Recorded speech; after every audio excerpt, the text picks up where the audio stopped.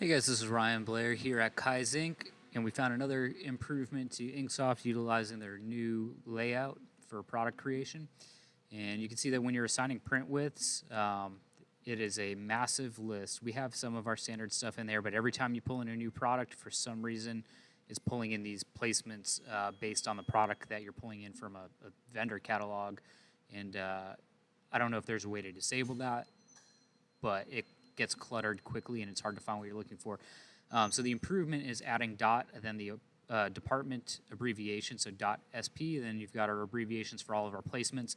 And doing it this way pushes it to the top of the list so you don't have to go scrubbing through, as well as we included the height. So it shows you the width and then the height to plug in, because before it would just say like left chest 4. Okay, so what do I set my height to? So now the naming convention includes that information in there. So it's going to be a lot quicker. You don't have to go through all these other items, and there's more data in the naming. Thanks for watching.